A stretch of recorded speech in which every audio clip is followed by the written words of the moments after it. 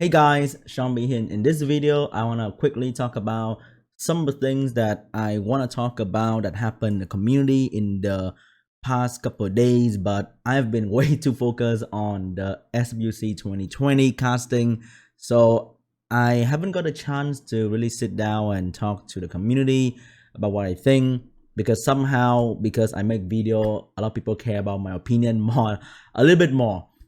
So here it is. The most important thing to talk about is definitely going to be the ban on the malicious guild leader right before the final match between them and SSA in the Global Legend Siege tournament. And currently there are two opinions on this whole shenanigans. The majority opinion is that you need to free that guy. He shouldn't have been banned. That was total bullshit. Come to us, made an oopsie, and everybody disliked that. That's the majority opinion. And then there's a small minority that think the ban was correct. He deserve it. Just because he's a high profile player doesn't mean he get exempted for breaking the term and condition. So that's the small minority opinion from what I can see.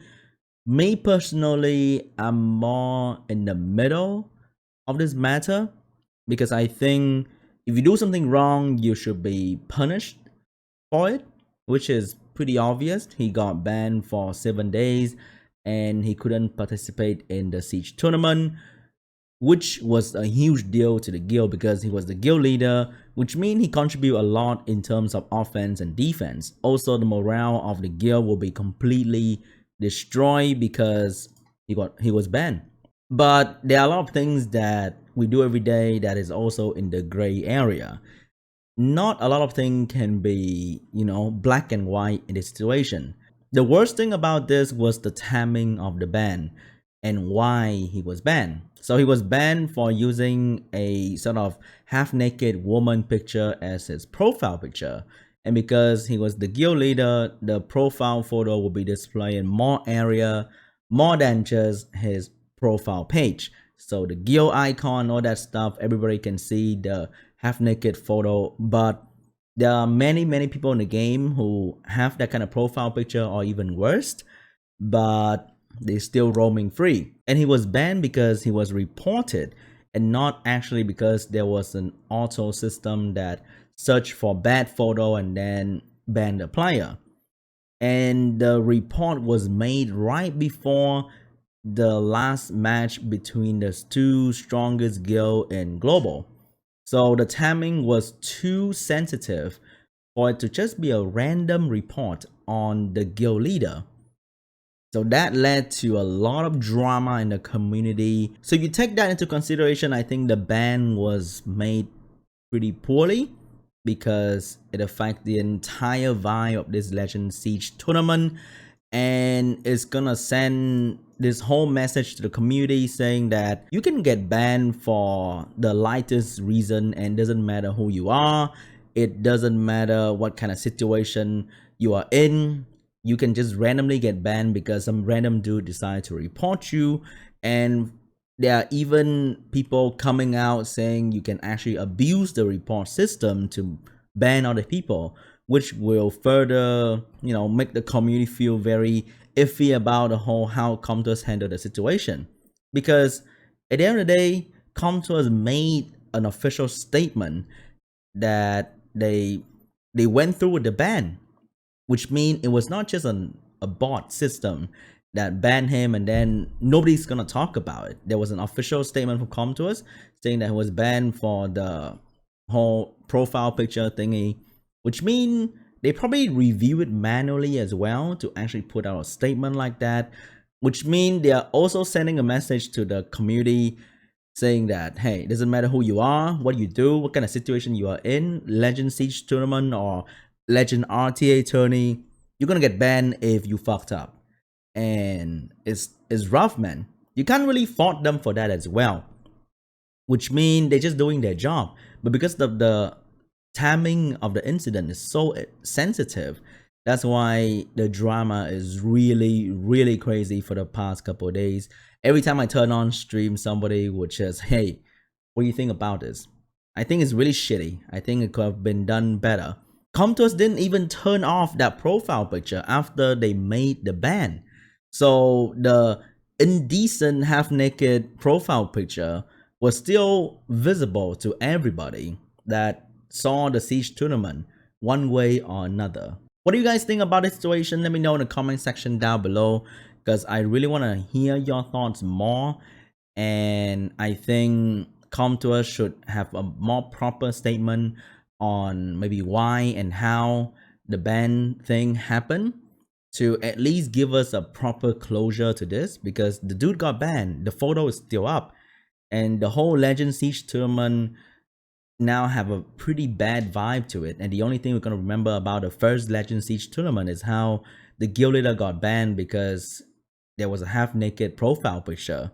When we have a cowgirl in bodysuits and the Kali, the fire element, high element here, that is a naked unit with boobs.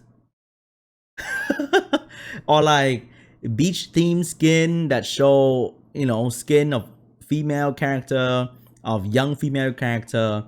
We have all that thing in the game, and it's all fine and dandy until some random dude decided to put it a profile picture, and some random other dude decided to report the guy with the profile picture and come to be like, I woke.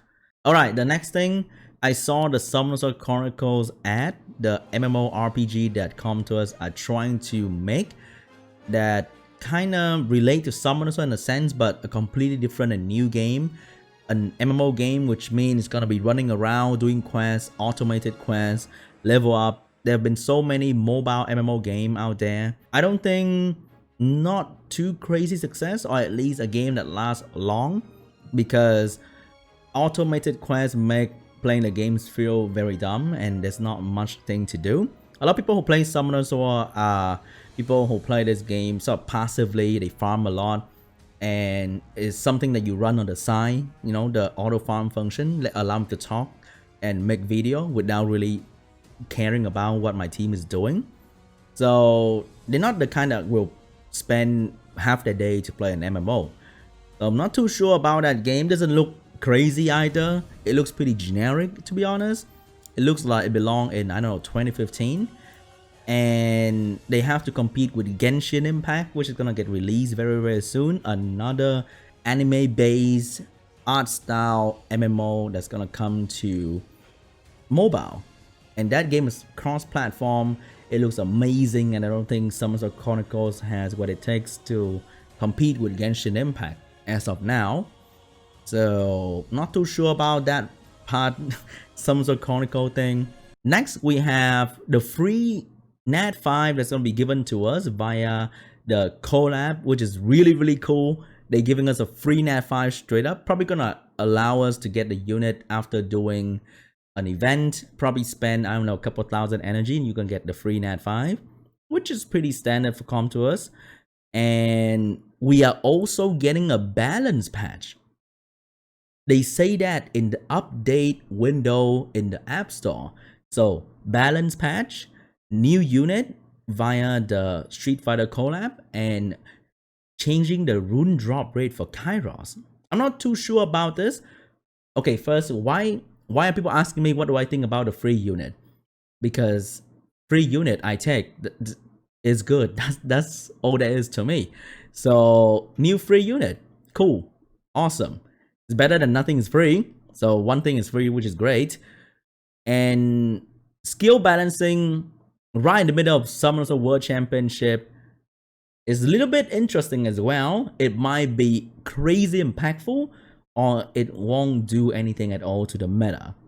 And I'm more leaning toward the balance patch not doing much change to the meta. So I'm not too sure about that.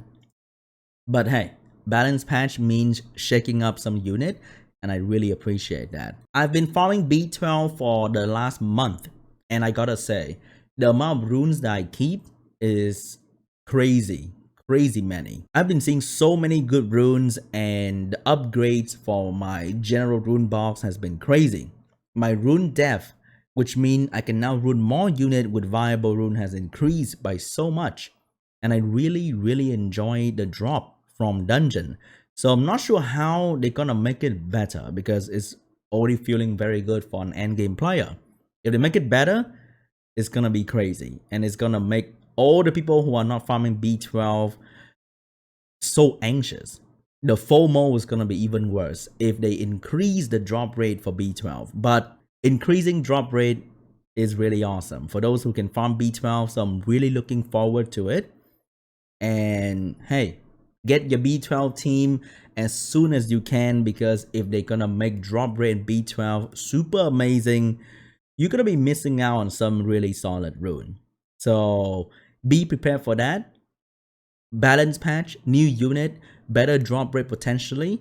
I'm very happy that the second half of 2020 for Summoners has been nothing but amazing thing in the game, except for the ban for the guild leader in the siege tournament, and that really sucks. So I need to do something about it. Okay, so that's it for me with this discussion video. I hope you enjoyed it. Can't wait to talk about the balance patch, about the Street Fighter unit skill, because we're gonna get 25 new unit. All the people who keep telling me we're gonna get 5, come on, dude. Did you see the ad?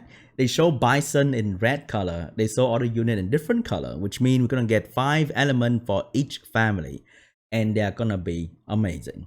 And I'm very excited for that. So thank you so much for watching. Let me know what you think about all the things I talk about in the comment section down below. Really appreciate it. Leave a like if you enjoyed the video, and I'll see you guys in the next one. Bye.